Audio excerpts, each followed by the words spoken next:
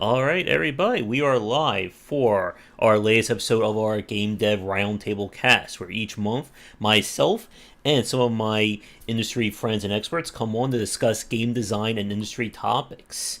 And we got a fun one. We're doing this just before the Thanksgiving holiday season.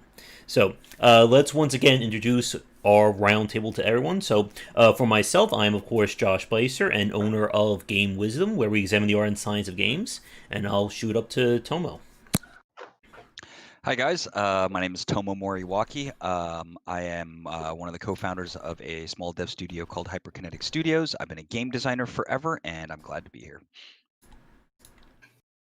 Hi, I'm Jack Mamias, 25-year veteran of the AAA game industry and currently director of the combat space sim In the Black by Impeller Studios. Now at beta. Congratulations. My name's Ramin Shokrizad. I'm probably best known for doing pioneering work in game economics and free-to-play monetization. And I'm currently starting work on a new project in a company called Cloudwalker, and also another company called LiveHive, and recently moved to Australia, where I did blockchain work for about a year. Awesome. And I'm Sharky Shark, also known as Jim Tankersley, and I am the CEO of Nexus Games. I've been doing this since about 2004, but professionally since about 2015. And I'm best known for nothing other than being the comedic calf to Josh here. But you were, of course, you're the Ed McMahon to his Johnny Carson. Yeah. If anybody even gets that anymore. Probably not. But you are, of course, working on your game Neon Continuum right now. Right. And Shark has recently joined the YouTuber game streaming and game dev group as well. Yeah, indeed I have. And Ramin, it's great to have you on. I know when we first spoke like this, like several months ago, we were planning on having you on for the roundtables, and then with the whole everything going on and your move to Australia, we kind of like lost touch here. But it's great to have you on for one of these talks again. Yeah, it's great to be here. I was also having laptop problems, and my laptop ended up being buried, so I got a new laptop. All right. Did you have to put it in the freezer again? It was a Dell. What can I say? All right, but we have yet another really great roundtable planned for everyone watching this live or recorded. As always, for the people watching, if you have any questions for our panel, feel free to leave them in the chat and we will get to them. But our topic for this month is kind of a continuation from last month. Last month, we talked about the challenges of putting a price tag on a game. For this one, we're going to talk about how do you add value to a title, as in through its game's design. Like, how do you get the most money or the most value out of whatever mechanics you're using? And this is a very interesting topic, and I have my first question for the group here. And this is something that I've been thinking about with some of the indie games I've been playing. That over the last few weeks, we played some very great small indie games. Dojuro was one, even something like Bug Snacks, and there was another one that the name escapes me at the moment. And these games were good. Were they the best examples of their genre? No. But they were each priced at like $4.99 or $10.99 or whatever it was. And the thought occurred to me is there anything here that could push this into being like a $10 game or a $15 game? Or is there just like an inherent limit, I guess, in terms of what your mechanics can offer? So I'm going to throw that out to the roundtable, and anyone who wants to start off, feel free.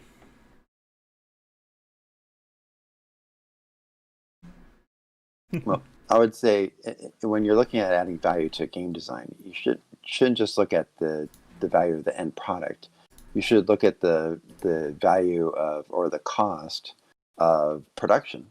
A good game design can lower production costs substantially, and that's adding value because that lowers the threshold for between failure and commercial success. So one of the, I think, most important things about a game design is when you write it. If you write it after production's already started, you can expect near constant revisions and a team that doesn't really know what they're doing. And that just means more time, more money wasted. If you've got an A to Z design before you even start production, that can lower the time to reach market and the cost substantially. That'd be my first one. And the second thing I would mention, or should I pause for discussion, or should I just keep going? Keep going. Mhm. I would say sometimes less is more in game design, in the sense that, like, for instance, in Cloudwalker, I want to have an auto battler as part of my gameplay that has over 500 unique units in it. They're unique in the sense that they're different and distinct, but you could have more than one of each of them. So there could be massive team battles with these team auto battlers. But the thing is, I want to plan for making that many units in the future, and I don't want the production costs to get too high. So I'm planning on, even though I have a budget where I could go AAA, I'm going to try to keep the graphics 2D or 2.5D, so that I'd rather go for like quantity there than try to make each one look fantastic. I also try to reduce the scope. Like, using an auto battler is a great way to reduce the scope of the gameplay environment. So you don't have like people running around in an open world where that's really expensive to deliver to the user, but doesn't really necessarily give the user any added benefit. In fact, they may actually see that as negative, where they have to run around just to get to the next gameplay. Mm-hmm. I'll stop there. Can you repeat the question again? I was looking at my student in the chat, so I didn't hear the question. That's all right. The question is, for games that are priced like really low, like $4, $6, is there a way to add value to these games to bump them up to maybe being a $10 game or a $15 game? Or is there just like an inherent limit on how far you can kind of stretch a game? Well, at Activision, we used to look at it like, how much are you paying for an hour of gameplay? And you look at a movie, basically, when you see it like an hour of entertainment. You look at a movie, and a movie you're paying, if you go to an IMAX movie, you're paying about what, $8 an hour to see a feature or something like that at this point, or $10 an hour to see a feature. So are you giving them enough to, if it's a $4 game, are you giving them, an hour of gameplay essentially? So I guess you just look at pure content and say, how long are you keeping them entertained, and make sure that there is, like, I would say, certainly adding multiplayer to something would add value to it in any way, because you're going to, or even replayability or procedural based aspects of the game or emergent gameplay.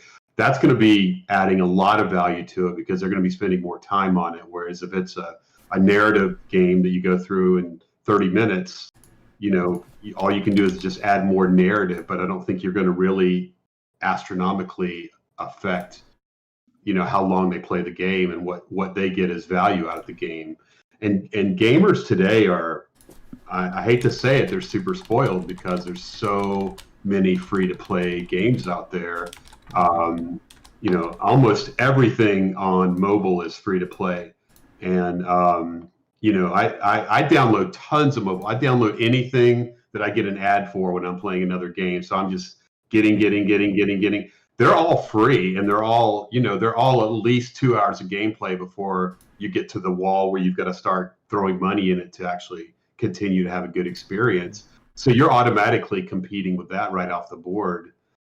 Is the free to play out there, and that definitely has changed it. On the other hand, I went to Best Buy today and saw the new Call of Duty was I believe $69, right? And I used to be $59. I guess they went up $10, and I was like, wow. And I started to think, it's like, I guess that's a good basically unlimited gameplay with the multiplayer and stuff like that. So, and obviously they're going to sell, 20 or 30 million copies. So people find value in that. So it's all over the board. Mm-hmm. I really think that Tim would have been a good person to have on for this talk, because like he really does like really milk every mechanic, every last drop out of the mechanics that he does. He will get one mechanic like a poison, and he'll just slightly tweak it and get like 20 other things out of it. And he'll take one. He'll just take every system and just turn it into many different systems in its own right. And he just really min-maxes the heck out of that. And I think that is definitely a good way to add value to a game like that, because I think that they could, those games you're referring to, could have done some of that and gotten a lot more out of it. And it wouldn't have costed basically anything to do. Mm-hmm. And then there's also just, they could have just added more systems. I mean, that would have added more cost. Yeah. But, that would be a way to get more value out of it if they were systems that went along with the core gameplay loop and everything. But you run into issues of cost and everything, but not every system is going to cost a lot of money. Mm-hmm. Yeah, as Tim was saying, I think the multiplayer is probably the best, cheapest content you can add to extend your gameplay, because it's basically all user-generated content like that, like we were talking about in that Medium article that I read today that you posted recently, where companies are trying to take advantage of users as user-generated content or just content, but they generally do a pretty bad job of it. But you can see the most successful cheap casual games out right now are multiplayer games, and that's what keeps people playing, is the multiplayer component. Mm-hmm. Mod support also plays into that very heavily. The user generated content. I mean, look at Pokemon Go. Pokemon Go would have been a lot less interesting. It wasn't the fact that you were just meeting your neighbors when you played that game. It made it quite a lot more interesting. Mm-hmm. And I have a thought, but I want to throw it to you, Tomo. Do you have anything you want to add? Yeah, I think it's worth talking about the different perspectives people might have on the pricing of a product, right? That they're pricing against the value proposition to the user, and that the more concrete things may not be necessarily the more important things. Like, let's say this experience delivers 100 hours of gameplay, and another experience delivers 1. Are you expecting the one that delivers 100 times more gameplay to be 100 times as expensive? And obviously that's not how it actually plays out. Trying to, I think that there's if you take the complexity of the experience, that there are points in the field of possibility that are much more valuable to our users than other points, and that if you can find it just right, it creates a humongous swell of value, even if it's not a significant increase in time. Um, um, and so as a result, you can charge a great deal more. Like there's much more that the audience is getting out of that, or at least maybe that shrinks an audience as it gets more specific. Um, and but I think that take a product like Journey, for example, which was $15 for 45 minutes or maybe an hour and a half of gameplay. And to be fair, they spent an extreme amount of money to make the game, but it's a simple and kind of easy to grasp example of trying to go for something unique from an experiential standpoint, and charging more because of it. And I think in that case it played out, right? The value to users through that novelty, as a result of high production values, uh, uh, very effectively overcame some of the other measures we might make in terms of overall amount of time. Although I could have an infinite conversation about what complexity does to value. And that it's not that having it be more complex makes you spend more time. It's that depth and complexity is trying to take your existing systems and buy more gameplay at a discount, basically, with your resources. And I got that infinite conversation with you as well, Tomo.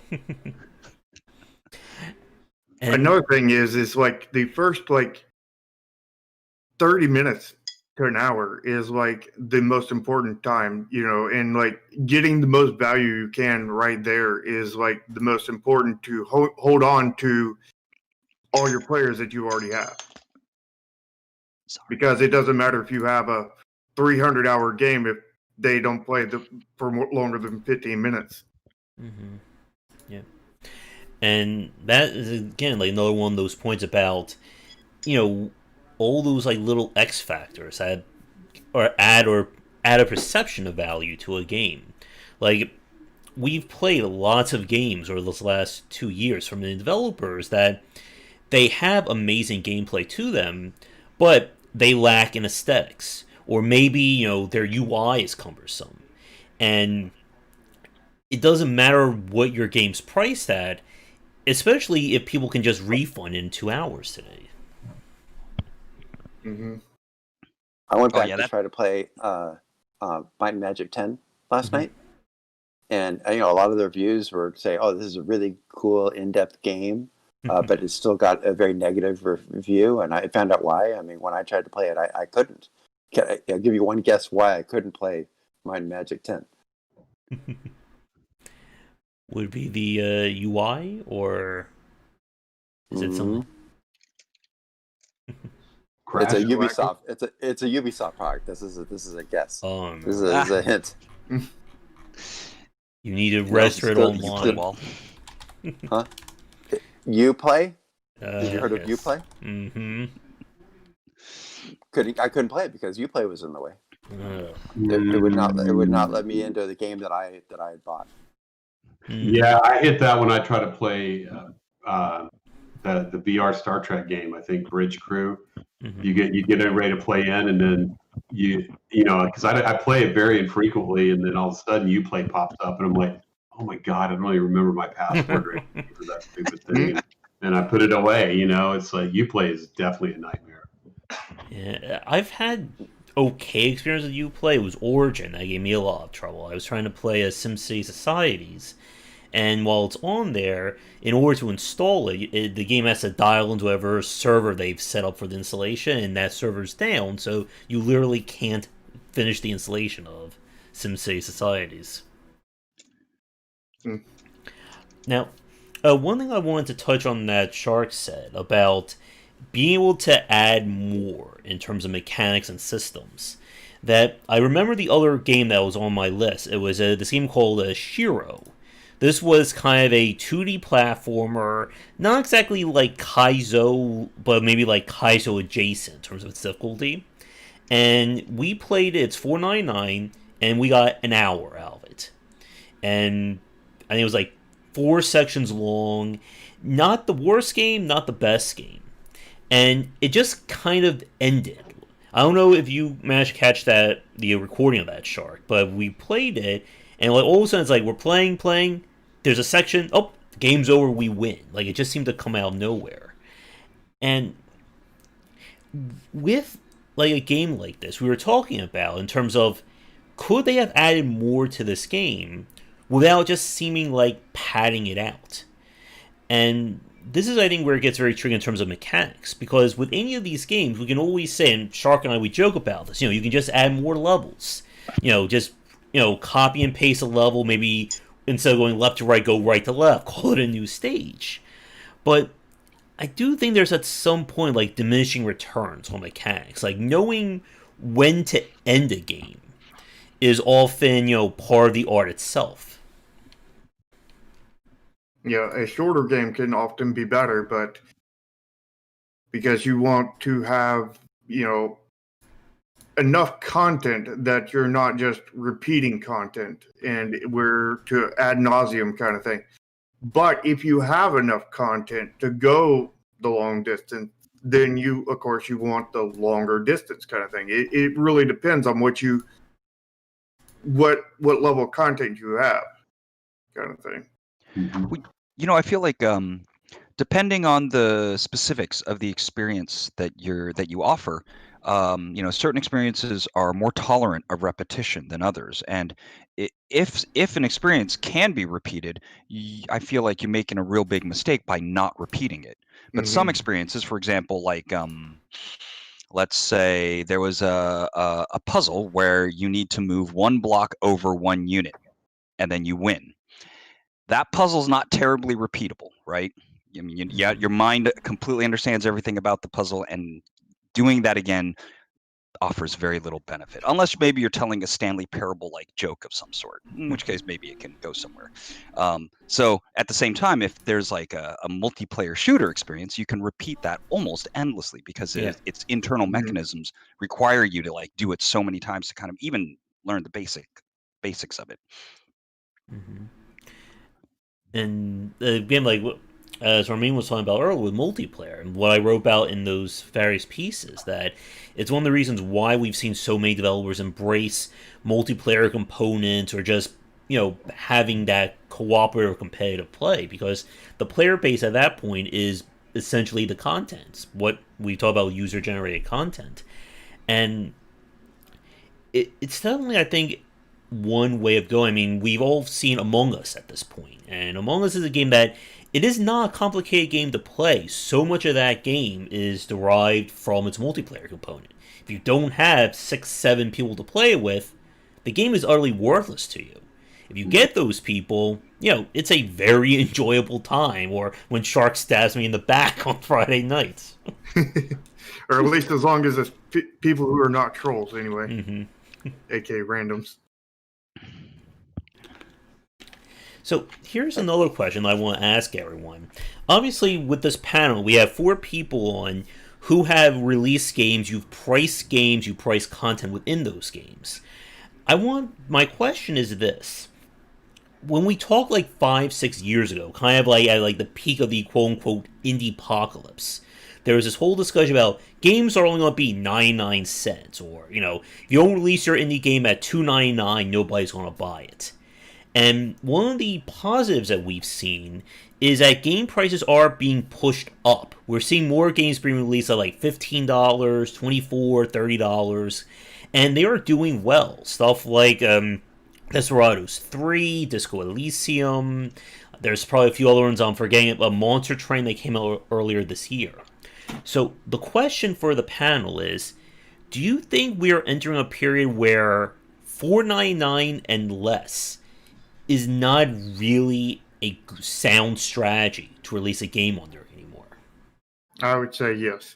I would say, I like right now, I think the normal, like, I guess you'd call it cheap indie or inexpensive indie is normally around $15. I mean, you can find games certainly below that, but normally when you look at games below that, they really lack in some way.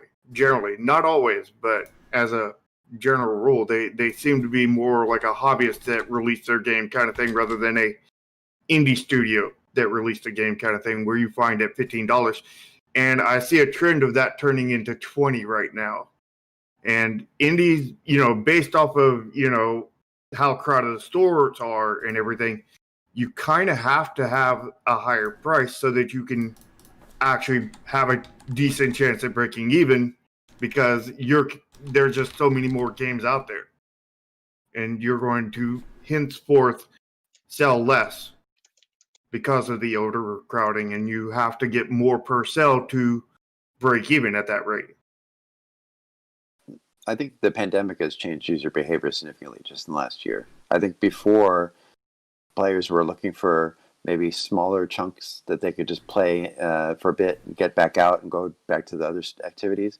But now that they're in front of their computers a lot more than they were before, and engaging a lot less social activity than they were before, for good or bad, I think they're, again, circling back and looking for longer, more repeatable, immersive gameplay, which unfortunately the market really doesn't have a lot of that right now. We kind of we don't really make that much AAA anymore, and our indie games, a lot of them just don't have that much content.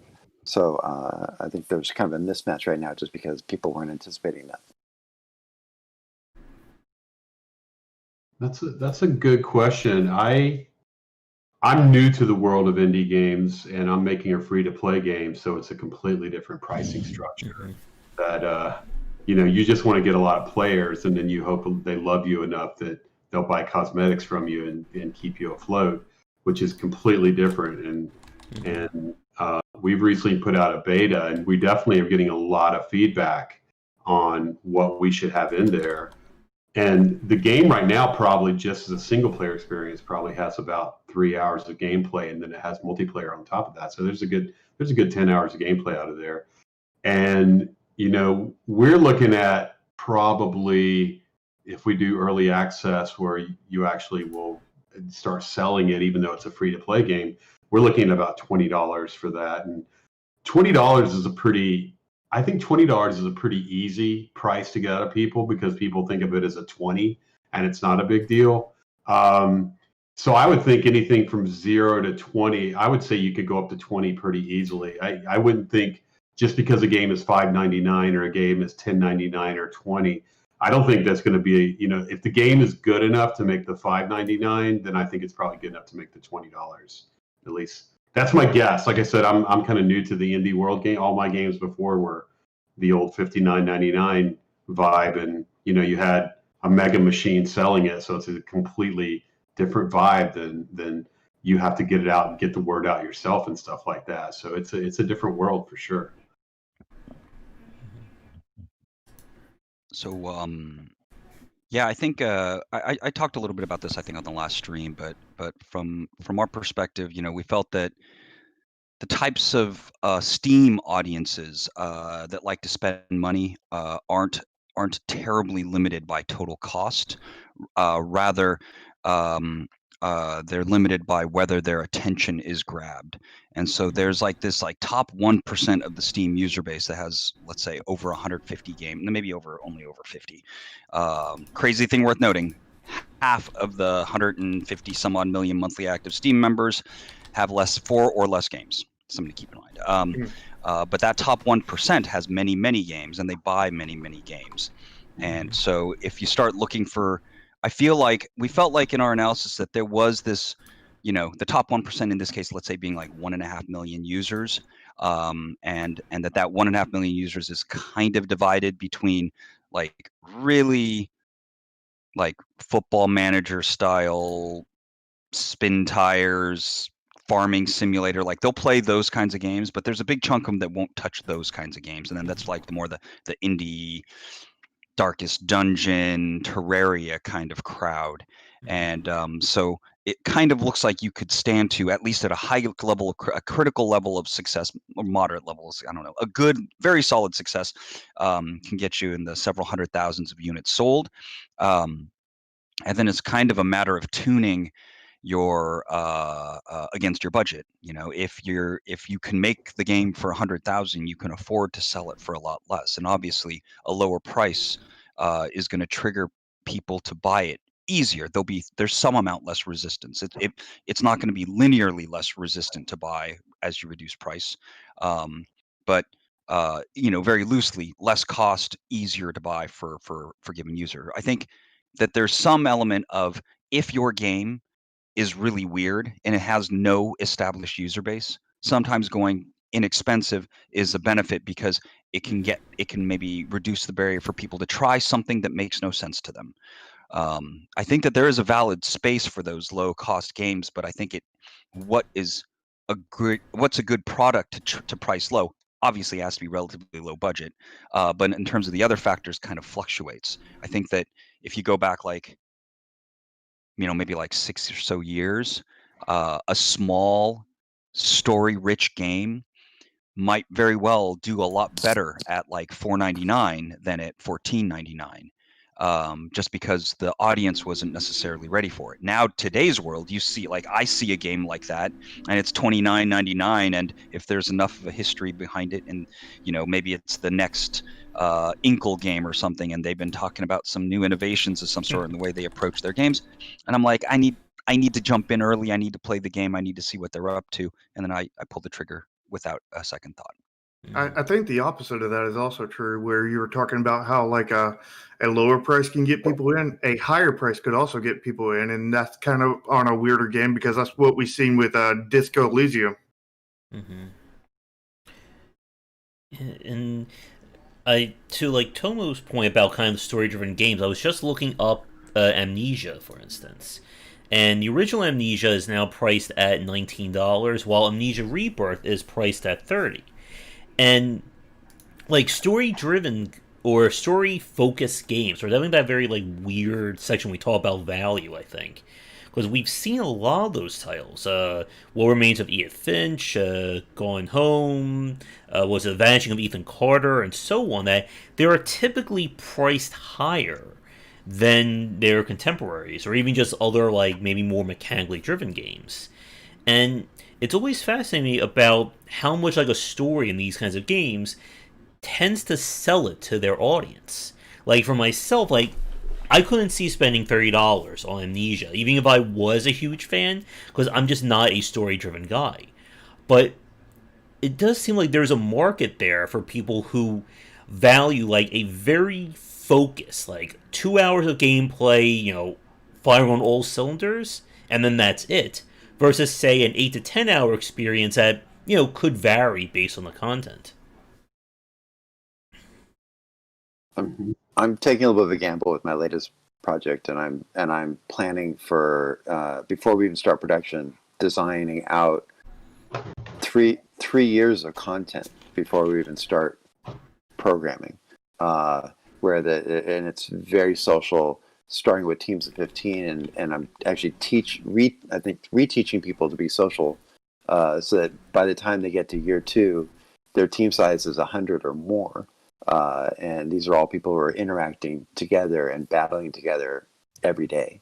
So that there's more of that peer cohesion and ultimately a peer pressure to spend, such that there's also play to earn, so that players will be able to develop rare content and then sell it back to each other. And I'm expecting in my business model there'll be some items that by year 2 players will be selling to each other for between $1.5 and $2 million. And since you Wow. Talked to me about that on our cast last week, I had a question that came in my mind. I have to remember to ask you when we're done here, because I was thinking about how that would work from a financial model too. Yeah, obviously it's not like anything that's been made before, so it's very experimental. Yeah. Now, I guess another question that I have for everyone. And this kind of the last question was on the low end of the scale. We're talking about trying to bump up $4.99, $6.99 games. This next question is going to be more on the reverse side of that. When we start looking at games that are at I'm out of my element with the $5 games. This is about the games that, as we've said, are trying to push further with their designs or push in some aspects. So this is the $24 and up games. So stuff like Monster Train, Disco Elysium, Shadow Tactics, and even Desperados 3. Like, this is when we start seeing indie developers trying to get further with their designs. And my question for everyone is, what do you think justifies, or in some sense, that higher price tag? Like, as a case in point, Monster Train is $25. Slay the Spire, I think, was $20. And Monster Slayers, this was the kind of deck building roguelike that started to set that foundation. I think this came out in 2017, was $9. So what did like Slay the Spire or Monster Train do, or if they did anything differently, to say this is a higher price version of this kind of design? Well, I think they have to have good aesthetics. They have to have good polish, and they have to either offer a lot of replayability or a long enough playtime. Because they need to have people to be able to put in a lot of hours total into the game. I feel on those kind of cases, because I think generally like a short game there, unless it was just like blow your mind amazing kind of thing, like something that you couldn't stop talking about for weeks, I don't think it would do well if it was just that limited amount of content. I played a lot of Slay the Spire, and I played a fair amount of Monster Train, and I would say I got more value out of Slay the Spire. I certainly played it quite a lot more. But I would say with Monster Train, the visually it was so much more interesting that even though I didn't play it as much, I feel like I certainly got my money's worth when I played that. Mm-hmm. Well, I mean, yeah, from a pure value standpoint, Slay the Spire is pretty insane. It's really good. Hard to beat. I mean, Yes. well, and I'll bring back the other thought. This idea of the way in which you handle your systems and the way you build depth, the complexity in design or sound complexity in your game's design is ultimately just you trying to get more content, valid content out of your system's interactions.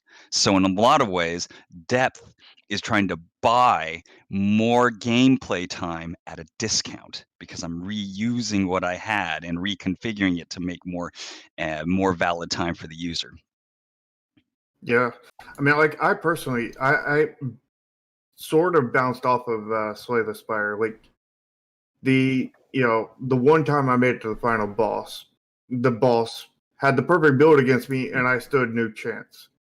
And after that, I quit. Like, I was no longer interested in it. But like Monster Train, I played the heck out of it. I put so many hours into it because you knew what the final boss was going to be. You knew what build he was going to destroy, so you could plan and not be destroyed. Where it's RNG purely with the Slay the Spire. Yeah, I remember that. You got churned out because of uncertainty, ultimately, right? And in the context of Slay the Spire, it is very much a game about uncertainty. You can never know when that cherry run is going to happen and when you're going to things are going to fall together and you're going to be vastly overpowered, at least at first, right? Which will actually give you the motive force to get to maybe the end of chapter 4 somehow. Yeah, I the think problem most was that I was overpowered, and it didn't do me any good because the way I was overpowered made me perfectly weak to the final boss. I think in most roguelikes, you should just automatically expect to die horribly on your first run. It's just the way the games are built. I think that was like my 8th run, but it was the first run I had made it to the final boss. Oh, sorry, Sharky. And that was like, yep, nope, I quit. Yeah, and talking about like roguelike design, I think is another like very interesting part of this, because in my book that I wrote about roguelike design, I spoke about how much developers have been borrowing or taking elements of roguelike design over the last like 5-6 years, whether it's stuff like FTL, Slay the Spire, the whole deck building scheme, and these games are meant to be replayed. I know a board fan is putting a comment there about replay value, and replay value has been, I think, a very interesting aspect of this kind of pricing. Like, for instance, have any of you heard of the game Caves of Quid by any chance? Mm-hmm. Sure. Like, Caves of Quid, for those of you who don't know, is a kind of like an open world style traditional roguelike. It is priced at $15, so it's right kind of like what we're discussing. It's kind of like, like the bottom line of, I guess, bottom of high quality, safely extreme there. And it's a game that, when you first look at it, it looks very much like every other traditional roguelike that we've seen. Maybe it has a little better graphics here and there.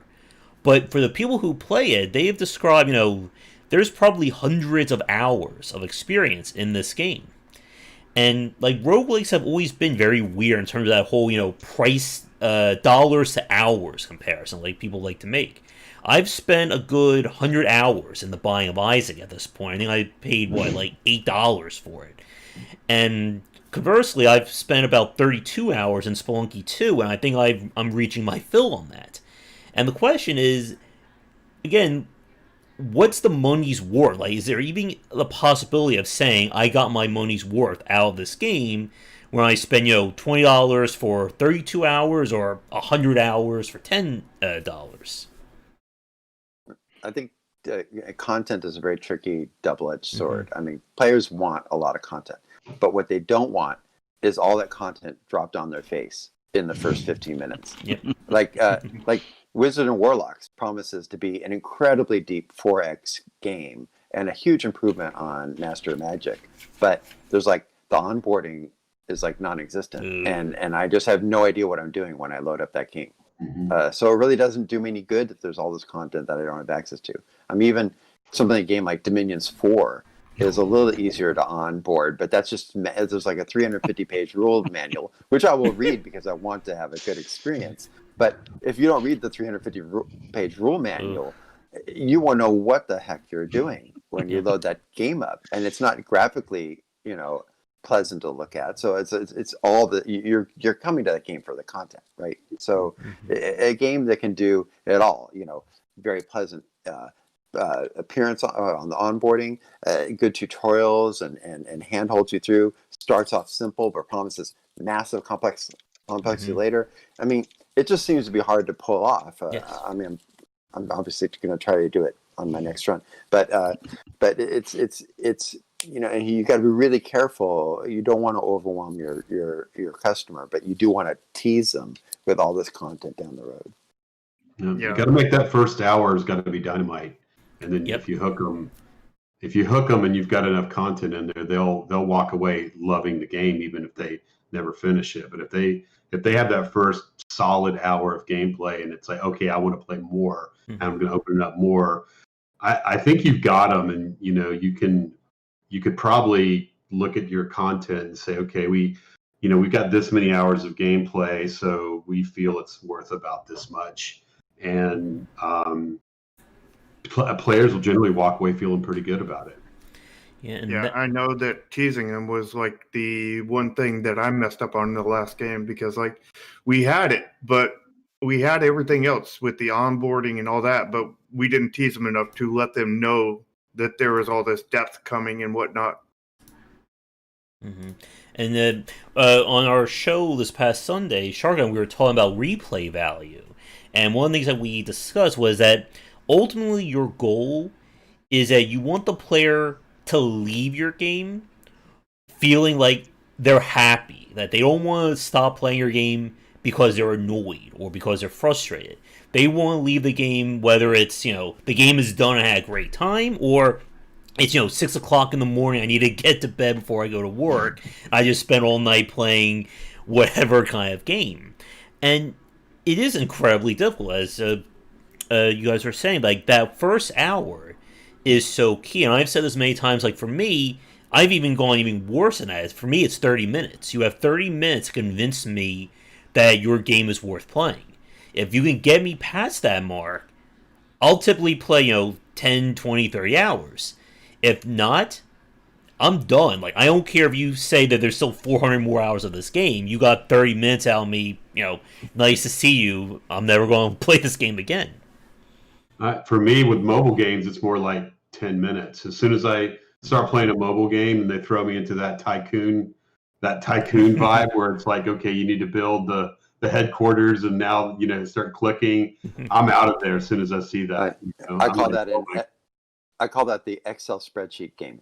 Is that what it is? I just you see these amazing ads for this thing, like, oh God, I gotta play that game, and then as soon as you start playing, it's like it's the same game. My God, as soon as I see that, I am out of it.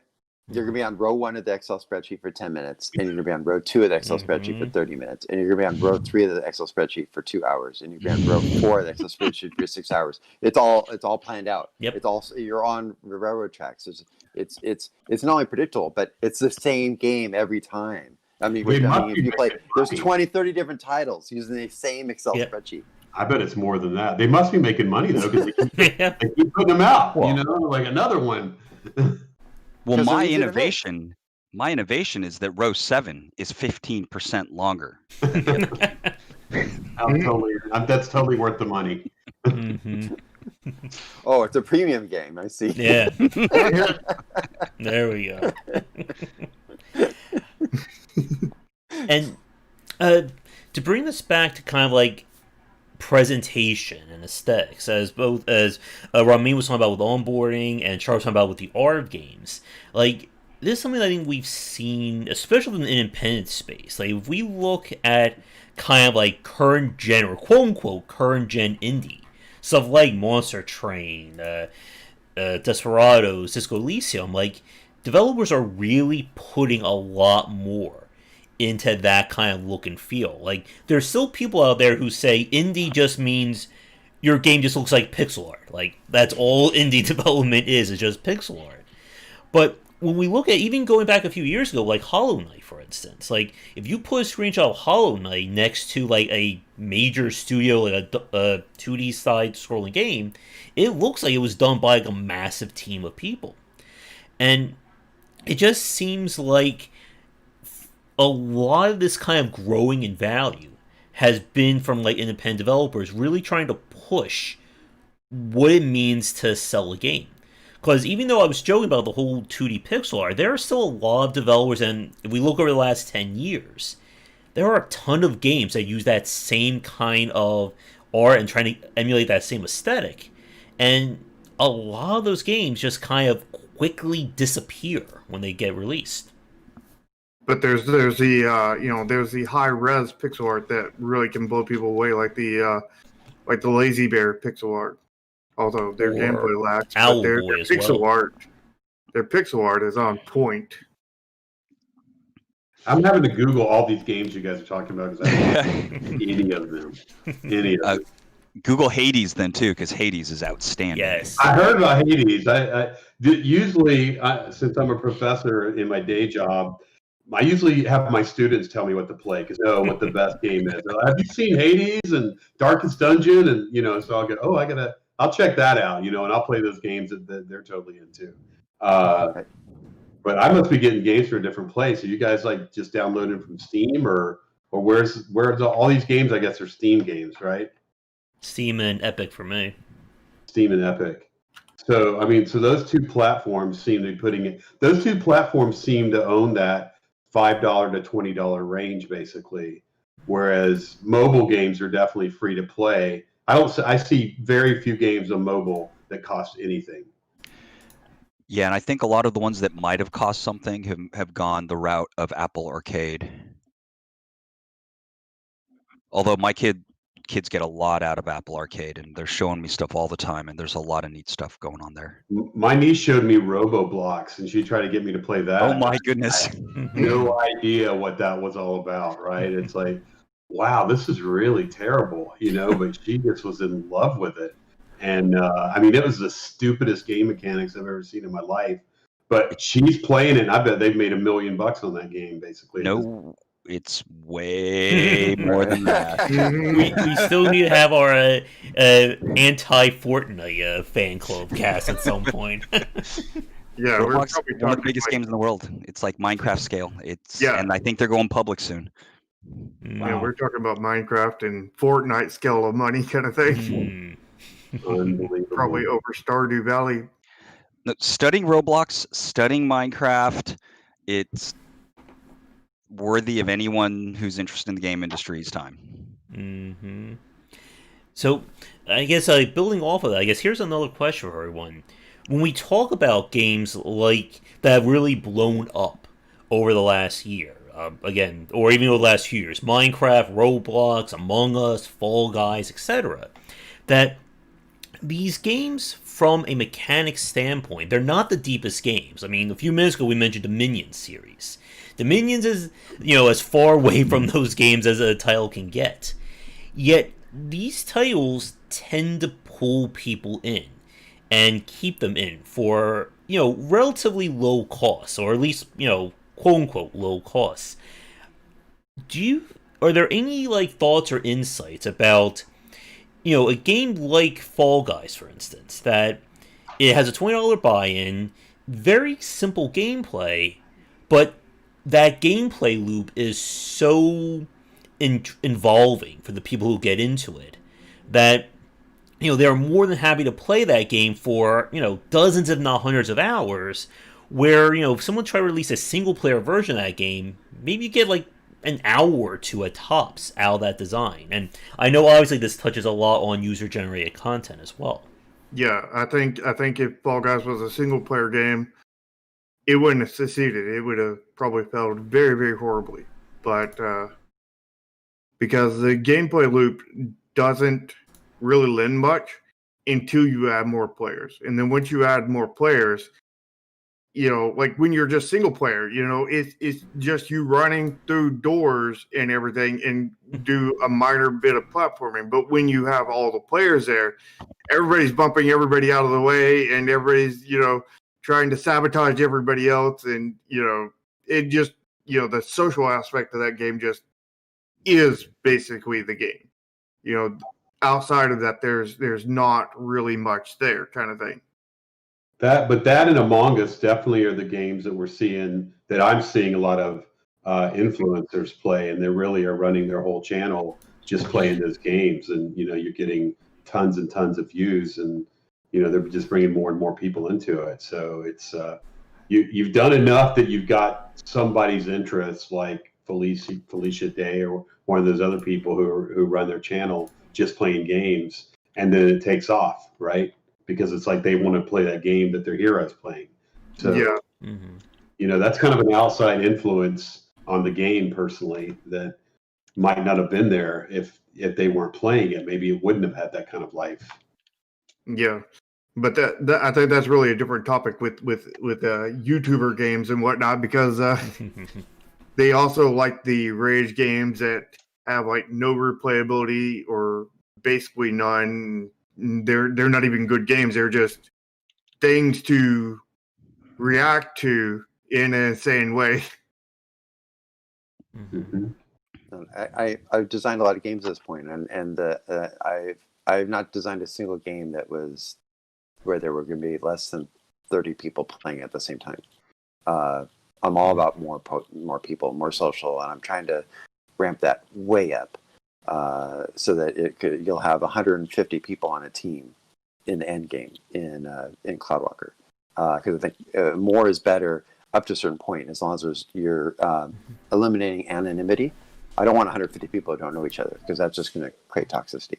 I want 150 people who know each other by name, and that takes time. So you're building it up over time, so that initially it's 15 players, but by the time you get to the end game, it's 150 players, and they've all been playing together for like a year. And I figured that's where you're going to really get the ultra premium experience, where people really want to log in each day, not just for the game, but just for their fellow players. And at that point, there's going to be like no limit to how much they're willing to spend. And if it's by adding in play to earn, players will be paying each other, and can do that with the help of blockchain technology, so that we don't even have to be involved, and it's secure trading. People can set whatever prices they want. And as a quick time check, we are about like 58 minutes in, so I figure maybe another 15-20 minutes, and then is that good for everyone to wrap things up? Yeah. Okay. Sure, that works. And for the chat, this will be kind of last call or close to last call for any questions on this topic that you want to ask the panel. Feel free to get them in. The panel. Yes. Because we can just keep talking for like 5 to 6 hours. Like when we need the stream, we can just ramble on. I guess building off of the discussion about multiplayer, this was something that was brought up earlier regarding kind of single player versus multiplayer games. And I'm not sure this will be a spicy take or, just like a controversy. But what is everybody's thoughts on the idea of pricing when it comes to a single player game versus a multiplayer? As in specifically, do you think multiplayer really can justify, let's say, I don't know, adding $20 to a game's price tag? And if a game is single player only, it could maybe only go to $30 at most you could charge for it, or something like that. I don't think so. I think multiplayer generally does good two ways. Or actually really three. One way is free to play, because free to play gets you all the players. the maximum number of players that you can get, you'll get, kind of thing. Except for people who will not play free-to-play games. Then on the other hand, when you have multiplayer, you can do that premium experience with just so much stuff. But on the other hand, there are also the multiplayer games that are not really just multiplayer games. It's just a multiplayer version of your single player game.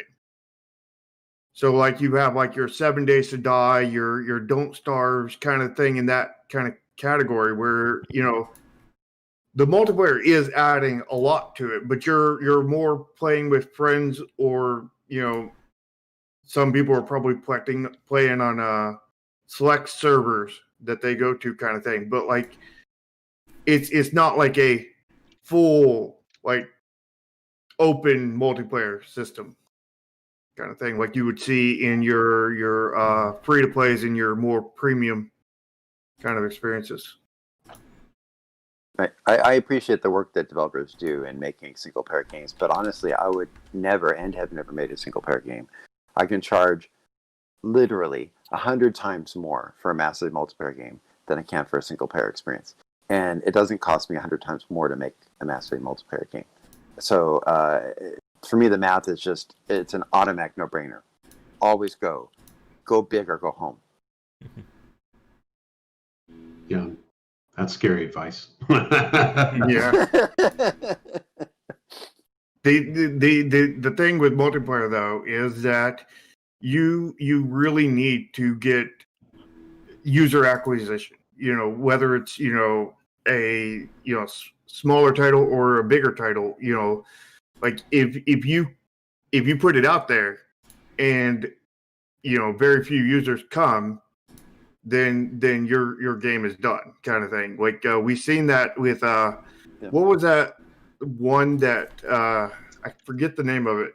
It came out and it was, I think, sort of Fortnite-y, and they had that wheel that you spin that Lawbreakers? I think that might have been it. Yeah, that failed really horribly, fantastically horribly. So like it is risky. You've hit the nail on the head, Sharky. It's all if you can't bring enough players and get players to tell other players to come in, then you're dead. So it's a little bit high risk. What's kind of interesting as we're having this discussion, I'm thinking about Mortal Kombat 11 at the moment, and kind of like NetherRealm has kind of done in terms of trying to add more value to the fighting game genre. And what they've really tried to embrace, especially with MK11, is trying to do both in terms of single player and multiplayer based design. Like, they released, I think, a story expansion of the game earlier this year. I think they have another one planned. And of course, they're putting out new characters, new cosmetics, and so on. But it is such an interesting idea of how much they've been really trying to push MK11 as not just a single player, not just a multiplayer game, but just, this entire experience. I think in general, it's a, of course there's plenty of exceptions out there, but in general, I think it's better to focus on either just a single player mode or just a multiplayer mode.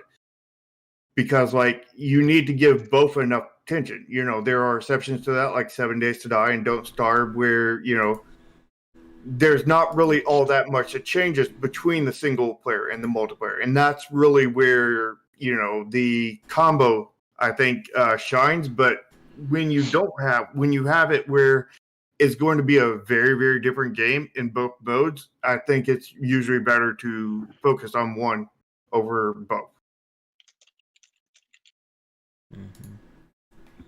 So,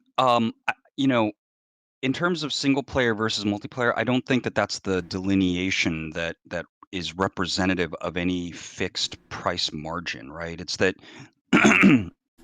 like in that kind of $15 to $30 Steam game range, there's a whole slew of single player games, and they're evolving, and there's a bunch of new stuff that's coming out from those developers on a totally regular basis. And there are winners and there are losers and all of that.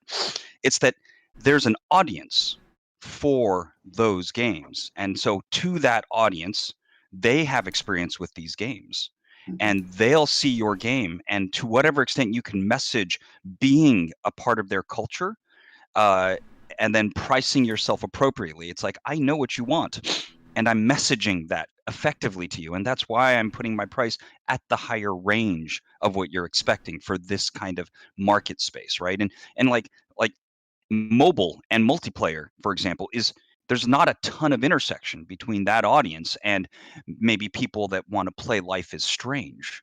Like those are two still vastly different users in a lot of cases, right? And so if you make a game for one, you're doing something fundamentally different than for the other. And even like I agree with the sentiment of go big or go home.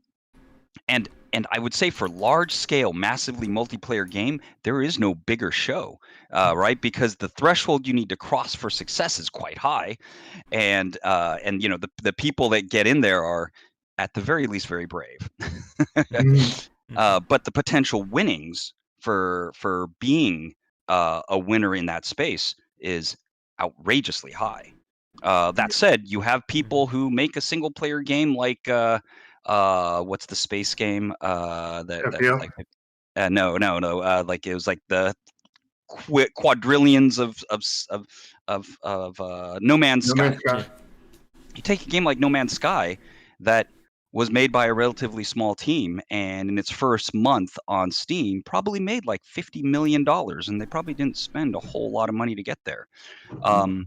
They're a very big winner in the space, and then they were able to take that and kind of continue that process. It's because of their audience. It's not like any of the rules that we might imagine between single player and multiplayer apply to them, right? What they found a valid solution and went with it. And we might even have a lot of criticisms because obviously there was some amount of controversy around No Man's Sky when it launched. Just some. You hit on the third piece of advice I had, which was know your audience. You got to know what the needs are of your target demographic, and ideally you've identified a need that just isn't being filled by any product in the market. And so if you can identify what that need is and effectively fill that need in a situation where you have no competition, then I think with a modest marketing budget, you can be quite successful. Question from Brian in chat. Are you aware of any technical / institutional constraints that limit the AAA multiplayer design / results? Anything that an agile indie could exploit for a competitive edge? Design skill is the limiting factor for AAA. Mm-hmm. And that's something that indie exploits all the time because the best designers are in the indie sphere, not the AAA sphere. I mean, I hate to say it, just the way it is. And a lot of that's cronyism. You know, once you get it, you're in the right position in AAA, you can make sure no one better than you gets hired. There's also more That friction at happens a that lot. scale.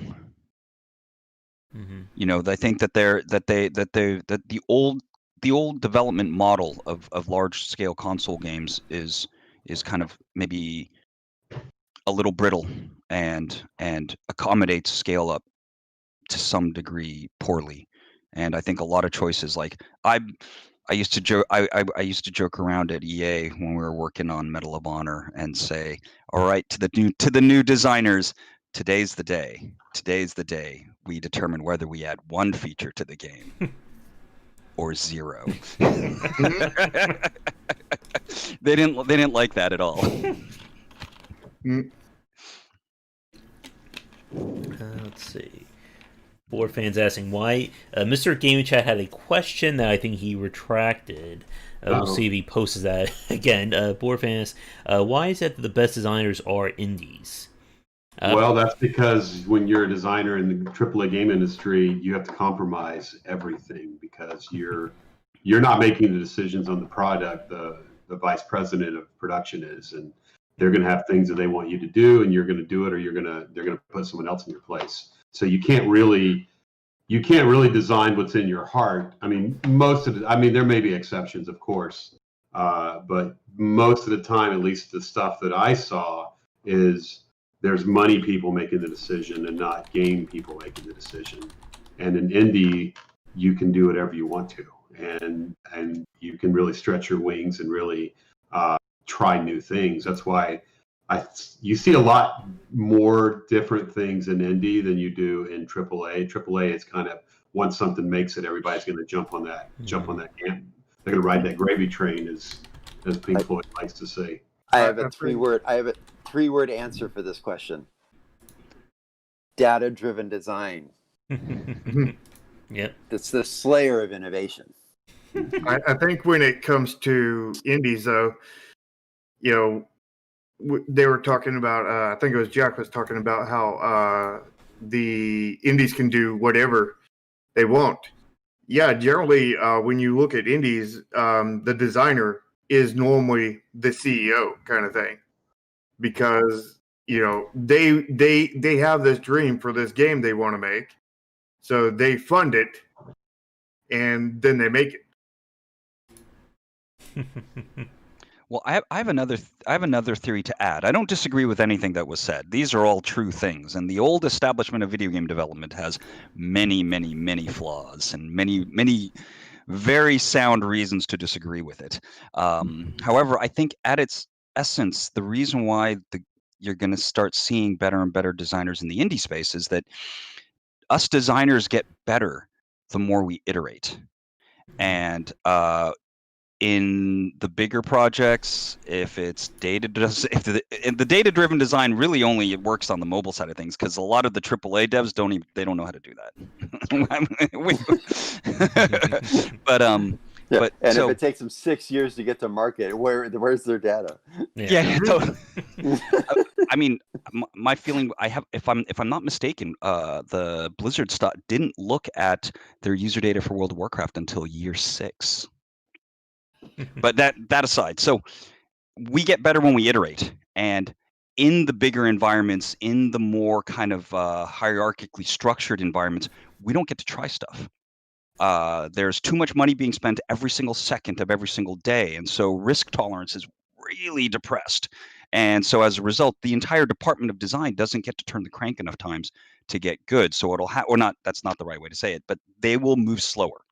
And so the indie developers, they have an entirely opposite set of problems where they're like burning out of money really rapidly, and they need to iterate as quickly as possible and hope they find something that's kind of explosive and good. And as a result, they're rushing at full speed. They're exhausted running the treadmill. And then the AAA developers are like frustrated that they can't, that they filled out the forms to get access to plug in the treadmill, but they haven't heard back yet. Yeah, I've said this many times. I think that iteration is the key to game development. It is. Absolutely. Well, but that and shipping a game, that's also, if you just iterate, you won't get there. Your Excel spreadsheet guys are probably going to respond and say, "Oh, we're constantly iterating," but the thing is, but they're not innovating. So I don't know. I think there has to be some sort of smart innovation going on. And yeah, you could just put out 50 products and then hit it on the 50th one like Robio did with Angry Birds and just get lucky.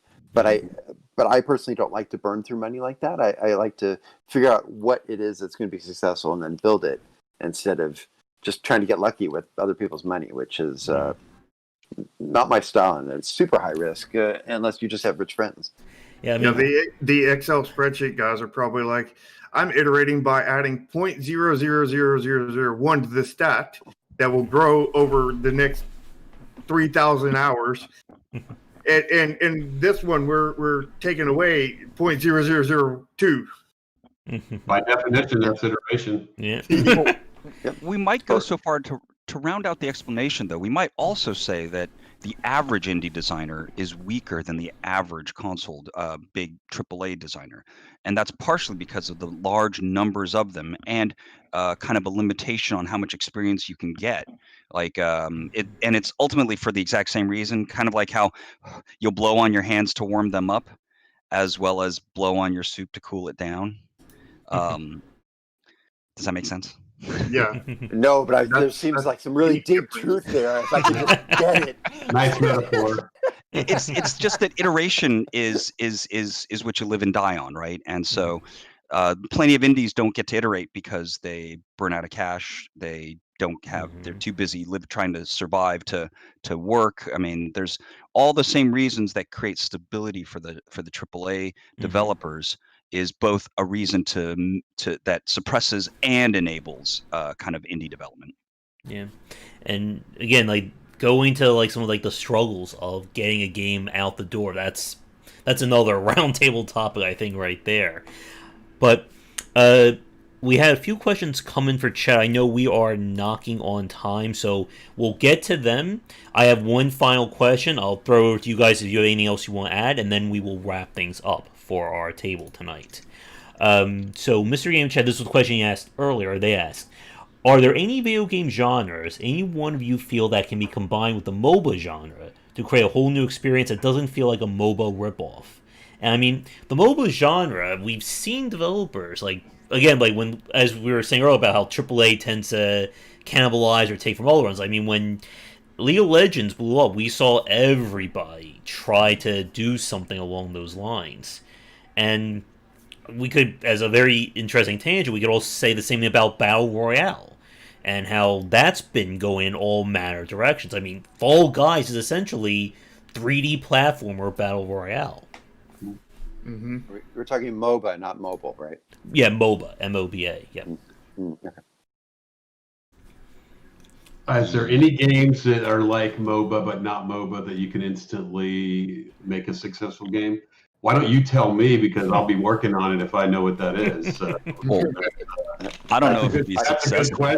That's a good question.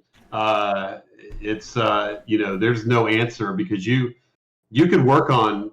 I mean, you can grab the next big thing and utterly fail, or you can grab the next big thing and have the biggest game in the world. Look at your example of Battle Royale. You had Fortnite basically lifted every one of their design mechanics and they went through the roof. And then you had, other games do exactly the same thing and they utterly failed. So it's like, it may not just be the game design. It may have other aspects that are playing into it, like art, sounds. There might be other things that are happening in the game that are gonna take that idea and push it into the stratosphere. And it's hard to tell what it is. You don't know what it is until you have it, in a way, because people are playing it and they want to keep playing it, or they're not playing it, and you can't make them play it. So that's a tough question. I think that quality of live support is one of the most important reasons why Fortnite is successful against its competitors, though. What does that mean? Just that their events, the rate at which they continue to funnel content to their user base, the way they treat their user base, the kind of time patterns stretch out over the course of months and months. And I think you can see like the good example of that, or the easy to see example of that, is how Modern Warfare 2 guys, Infinity Ward and Apex, and ultimately Apex is quite a good game, but they developed it, they shipped it, and then they kind of stopped, right? Yeah. And it was a huge explosion for a brief period of time, but then without the support, it wasn't able to do the most important thing, right? Which is hold audience for potentially unlimited periods of time. Well, and didn't Cliffy B try to do that? Wasn't Lawbreakers kind of a battle royale game that utterly flopped? Lawbreakers was the kind of Overwatch style game, and then they did like almost like a rush job for it was supposed to be like an 80s throwback battle royale. I don't remember the name of it. I think that lasted like a month, maybe a month and a half, and then the whole studio collapsed at that point. I don't think the game lasted a day, because I think it was on day one. They were having so much problems getting a match going. Radical Heights. That's the one. Yeah. And to this day, old school developers don't know that the moment you ship is the beginning of crunch. Yep. Especially in today's market. Like, going to what Ramin was saying earlier about developing or thinking about content years out for his game, that one of the things that we've seen, especially from like the mobile space, so that the games that do succeed, they are already thinking about what they're doing like next month, a month after that. Like it doesn't end when the game is released, and even I think some independent developers tend to struggle with that when you don't think about what if people want more of my game? Can I provide it for them? And post-release support that's another topic in of itself. Well, I mean, you might have a backlog of stuff you want to do, but Mhm. that, like any good, well, they say any good plan falls apart the second it hits the battlefield, right? I mean, Mm-hmm. you don't know which direction you need to go until you get it out there. And you may have the perfect best idea in the world, but you do something and you get no response for it, or someone goes crazy over something else, and then you got to move in that direction. So I'd like to I'd like to respond to the previous question before it's completely gone. MOBAs. I think there's an upper limit to how much entertainment you can deliver in a MOBA because of the real time aspect of the gameplay. Your players will fatigue too rapidly, and thus I think there's a physiological limit to how much you can charge them for that experience, and how much you can retain them. So I think that that's why I think that maybe it's just the data is starting to clue people in on this fact, and that's why we're seeing more auto battlers, because an auto battler is not fatiguing. The computer can do all this way faster than you can, and you can sit back and enjoy it and watch it. I think that's more the trend, the future. It's certainly the way I'm going with my designs. I want you to be able to spend as much time in the metagame deciding your strategy and what you're going to do next, and what you're going to do next week, and what you're going to do next month, and with who you're going to do it, and then let the computer run it for you while you watch. Mm-hmm. it's a good point.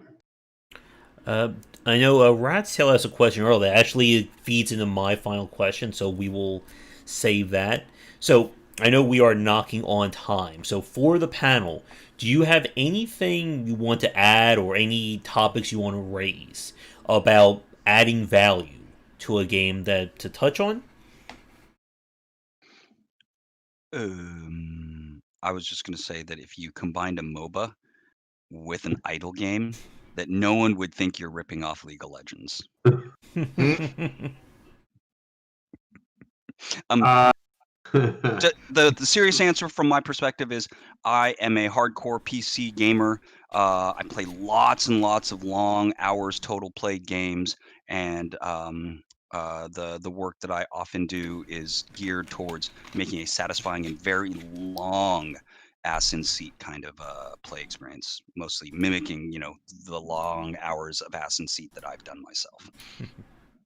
Personally, I think you go deep rather than wide when you're designing a game. If you want to get more, you want to get a bigger price point, because I think if you just have a game mechanic and then you just change the color of the monster or something like that, I think players today are too shrewd, and they eat right through that, and it doesn't work for them. So you've got to give them something to think about and walk away from the game. So I try to go deeper rather than have a whole bunch of different content. I try to make something that takes you a while to think about and takes you a while to play, and then you get it and you're like, oh my God, this is a great game. I think for me, that's the way I work, but it certainly may not be the way everybody works.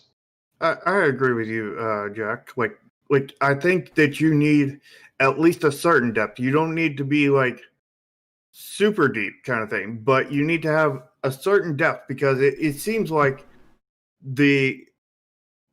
once you hit a certain depth, like I don't know, like critical mass on that, you'll hold on to a player kind of thing. And as you'll hold on to the player, you can keep them along for more hours, because in the end, it doesn't matter how long your game is, it matters how long they play kind of thing. Where if it's just, super shallow, then they're going to play it for like 3 minutes and be like, there's 500 million levels to this game, but I don't even want to play the second one because it ain't fun.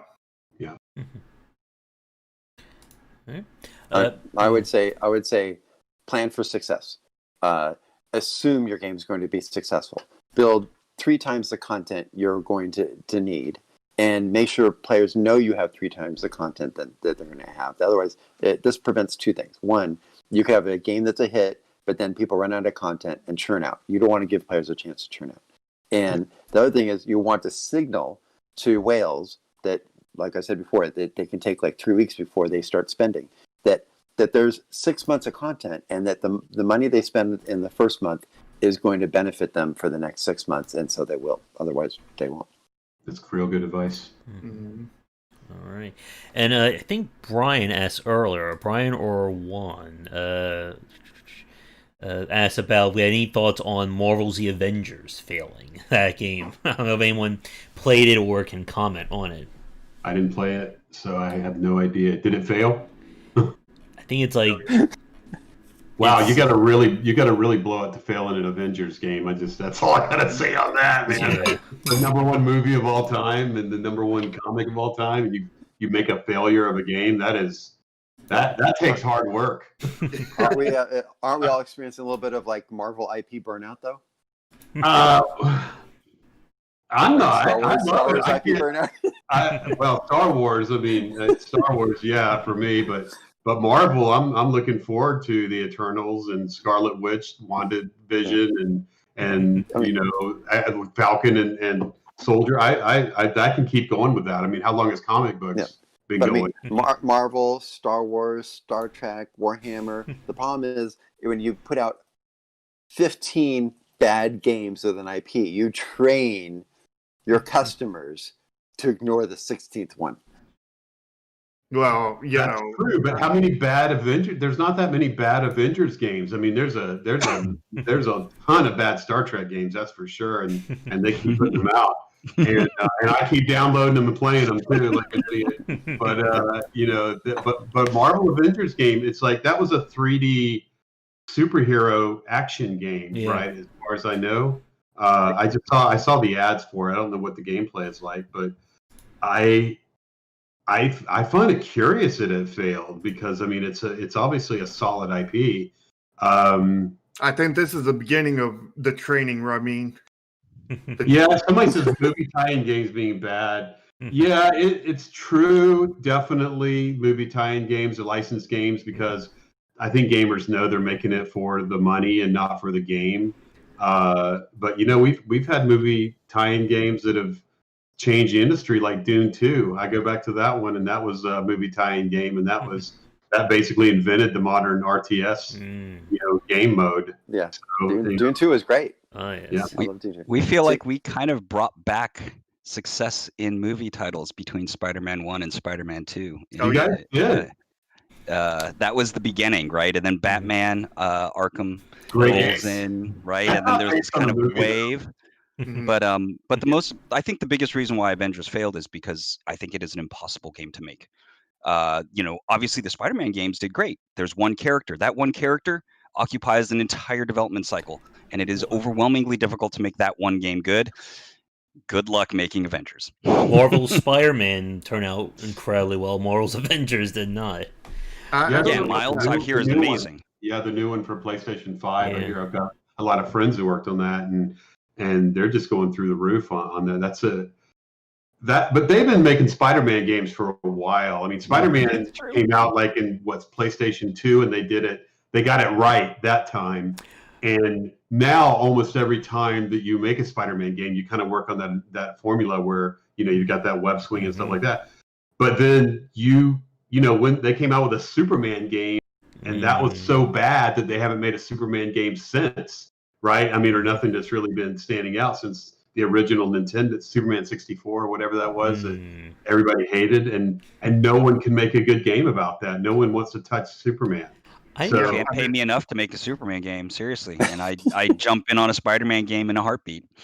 I'd make a Superman game today, but I'd make it a VR game. I'd make it first person, and I think it'd be awesome. First person flying through rings. I was there for one of the Superman games that Activision was working on, and I got to see firsthand why it was so hard. And there's certain characters are easier to make interesting games about. What were you going to say, Roman? Oh, okay, thanks. I was going to say that it's very difficult to take a movie and then just make a game out of it. I think that's very challenging for a number of reasons that I'm not going to go into time factors. But I think what works better is you create a very in-depth game that would fit a number of specific IPs in a genre, and then you sell it to those companies, which is what I'm trying to do, maybe perhaps these days. And then when you've shown that the game is successful in a neutral IP, then you start negotiating how to put their IP on top of your game for the double whammy. Like with Niantic, had a fairly generic game that proved somewhat successful. They showed that the technology worked. And then they pulled in Pokemon and put that on the top, and bam, huge hit. Yeah. I don't know if I 100% agree with you, Tomo, because I think you can do a multiple hero kind of game that really works well, because there's several X-Men games that I think were quite good kind of thing. Turn-based, right? As tons of characters kind of thing. I think, I didn't play the new Marvel's Avengers game, but I did watch Josh play it, and the issue I think that game really had was not the license. It was the fact that nothing of the license actually mattered in there, because what it felt like was a very super generic game that had nothing to it but maybe some data-driven microtransaction system to it, and then it's like, hey, let's just put Marvel Avengers over the top of it and do nothing to the gameplay, because you take the Incredible Hulk in there and you expect to feel strong. You expect to just hit a guy and he goes flying out of view kind of thing. But you take the Hulk, you fight the most generic plain villain from that is just a human kind of thing, and you hit him 12 times to deplete their HP down enough that they actually die kind of thing. Because the Hulk needs to level up. I mean, that fits the canon, right? Yeah, and you have to buy all these cosmetics and upgrades and all this equipment. It's like Avengers aren't equipment based. Avengers, Well, the characters. Iron Man is pretty equipment based. Well, yeah. It has to fit my spreadsheet. Yeah. Well, I'm looking at Metacritic, and it got a 68 from critics and a 3.1 from. They just made a bad game, it looks like. Wait, users was way lower than the critics? 3.1. Never Wow. Out of 269 ratings, 3.1. That is a game people do not like right there. A game like Marvel Legos has a massive amount of content. Watching my godson play this, it's just so many characters and stuff in that game. But it's aimed at the wrong demographic. If I had that much content and I could make a game for adults using it, wow, I could make a crazy amount of money. Don't give that much content to kids. Give it to adults. They need it. I almost bought the Avengers game today. I was at Best Buy, and I was looking for something new, and I was like, Avengers, I wonder if that's any good. And I'm glad I passed on it at this point. I think it's already on deep sale, I think, for Black Friday and such. I think it's $29 or something. Yeah. Oof. Let me see. Again, we just sit here and ran, but I guess unless you guys have anything else you want to throw in, or one thing, we were talking about bad Spider-Man games. I played the LGN Spider-Man game for the NES way back then. There's my first exposure to Spider-Man. But we were talking about good Spider-Man games. But I guess. Anything else you guys want to add before I kind of bring up the final question for the chat? There's another question? Yeah. I know we go on these rants and then it's like, wait, what were we talking about? But we always have to make it to 2 hours, right? With that final question. Yes. Yeah, that's okay. For me, no. Roller. Okay. So this is kind of a combination of my question and Rat's Tail's question from earlier. And this kind of gets back at the heart of our discussion today.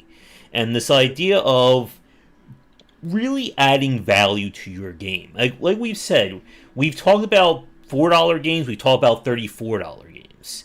And what I want to ask is, for everyone here, do you think there is a possibility of going big in terms of these smaller ideas. Like, take a 2D platformer, one of the most popular and often copied genres among the developers.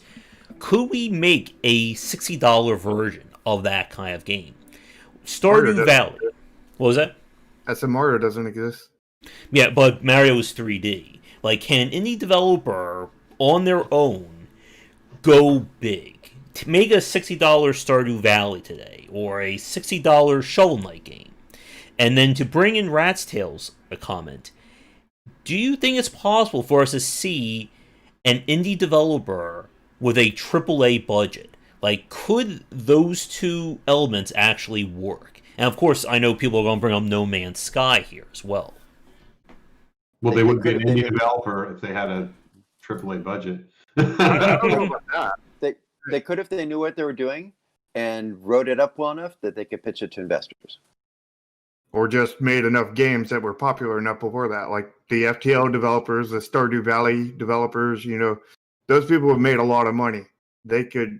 Well, right. You're going to need to prove, if you're going to get investors involved and go AAA, you're going to need to prove to them that you have a track record. Mm-hmm. Well, if you get the investors, then you're no longer independent. Well, there are plenty of indie studios that have investors. Yeah. Mm-hmm. It's a blurry line between indie and AAA. I mean, if it has a huge budget, it's probably a AAA game, even if it's made by an indie team. I would think, because it's you're not going to make a $20 million game without a $10 million marketing budget. It's just not going to happen, right? So I think once you have a certain amount of money, it's not an indie game anymore. It's a big one. It's a AAA, because AAA is more like quality, I think, more than anything. I mean, it's money, but it's also quality. It's a quality thing that you look at it and you go, yeah, that's a AAA. I don't think you necessarily have to have a lot of money to get that quality, though, because I think there are smaller ways to do that kind of thing, like just really good 2D art, like Ori and the Blind Forest. Ori was probably kind of expensive. With Cloudwalker, I'm designing it in layers, so we can fully build out the first layer and then put the next layer on top and the next layer, and each layer acts as a proof of concept for the next layer, so that by the time we get to the sixth layer, it's a massive game, but reliably proven. And I'm looking to start at like $5 million, and I'm plotting for an expected income of over $50 million per month by year 2. Yeah, and Totoma, Ori was a very expensive game, but compared to AAA, it was very, very cheap. Well, if we were to lay out all the budgets for all the games that we could find out there, I think you'll find that the really big budgets is actually a fairly small percentage of the kind of big team industry. And we know those names, right? There's really not going to be a title that gets released that everybody doesn't know of, that are kind of in those truly large budget ranges, and that everyone else, actually, the higher end indies get real close to the lower end AAAs, and and we're not even talking about how mobile kind of throws that entire structure on its head and has kind of like no resemblance to like the Steam PC to kind of console dev publishing relationship. That mobile doesn't match any of that, right? That you have games and how they look and how much money they cost and how much money they're making is very much going to be very surprising for people who've been like maybe tracking and keeping up with console and PC. World of Tanks, World of Warships, they were made on pretty small budgets, and I think they were pulling in $500 million a year. Do you consider those AAA? I mean, eventually. Yeah, I would. I'd consider those AAA. They're pretty big. They're pretty big teams that are making those games. Like, well, now teams, they're huge, but not expensive teams. Expensive relative to where they're located. I mean, you build it in Belarus, it wasn't expensive. I designed World of Tanks Blitz in 11 weeks, and the metagame for World of Warships in 3.5 months. Yeah, I personally don't conflate cost or with being AAA. I do it like I conflate it in the way that do you control your own thing or do you not control your own thing? And not controlling it, you're not independent. Somebody else is calling the shots above you, or beside you, kind of thing, which would be like a board. It would be like investors kind of thing. It would be like you've got to put in microtransactions and you've got to, abuse the heck out of them, kind of thing. And you don't have any choice. You've got to do that. At that point, you're not independent. You're not making your own decisions. I would consider independent as in being alone and making your own decisions, kind of thing, whether you had a $1 billion budget or not, kind of thing. Of course, generally, you don't see people with $1 billion budgets, kind of thing, being the sole person, making the decisions. Normally there's a board of directors and a board of this, a board of that. So many boards, I get bored of it. Well, I mean, I look at it as I go to investors and I say, what do you think? Will the game be better if I have limited control over design or full control over design? And maybe earlier in my career, the answer was limited control on my design until I can prove that I know what I'm doing. At this point, I think the answer is full control. And presumably I can design games better than the games I've made before. Mm-hmm. I think you're sort of an exception, though. I've been doing it a while, yeah. Tim's also been doing it a while. I think all of us here, but that's why we're here. Though, to answer the question directly, I think the answer is yes. I do think the question maybe has some flaws ultimately, just because of the kind of fuzzy nature of some of the terms that we're trying to use here. As you can see just in that little bit of conversation, how it's kind of hard there's not a firm definition of AAA and indie. Even when you say an indie with a AAA budget, that doesn't necessarily mean anything necessarily, depending on your point of view. But for sure, a small group of people can make something outstanding and competitive at the world stage. And that we see it happen occasionally. Mm-hmm. Mm-hmm. I think if you want to innovate, you kind of almost have to drop down to indie to do it, because the AAA environment just isn't conducive to innovation. If you hit it and then want to build back up at a AAA budget, I think that's pretty effective. Yeah. One thing as like a slight tangent I was thinking about is like going to Ramin's with Cloudwalker, with building things up year by year. This idea of releasing a game and adding enough content to justify raising that price. Because again, it's something we don't often see. I know Shovel Knight may be one of the few exceptions that if you try to buy Shovel Knight, if you buy Shovel Knight now, it is now being priced at $40 retail. And that's because it includes all the DLC that came with it. When that game first came out, I think it was $15 or $20. And do you think we'll see developers try and go that route of, putting so much into these games that they can justify raising the price? Or is that still considered the taboo strategy? I think the only way that you can pull that off is if you do it slowly and as you add a lot more content, kind of thing. Because like every one of their content boost, their DLCs were pretty meaty, kind of thing, Mm-hmm. and they were worth adding a few dollars to the price, kind of thing. So they did. Mm-hmm. I think you have to design the game from the very beginning for that type of expansion. Mm-hmm. Yep.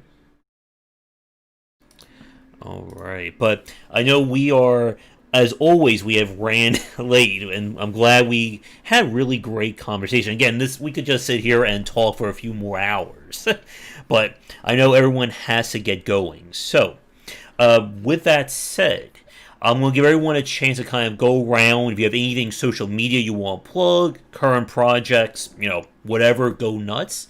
So, once again, we'll start with Tomo and go right ahead. It was great being here. It was a ton of fun having this conversation about stuff, as always. I am working on a game called Epic Tavern. We are still in early access. We stream pretty regularly on a weekly basis, and you can find us on Twitch and on Discord, both twitch.tv/Epic Tavern and discord.gg/Epic Tavern. It's a great game. All right. And to Jack? We just put a beta out that anybody can play. That's in my description. I think you posted the link.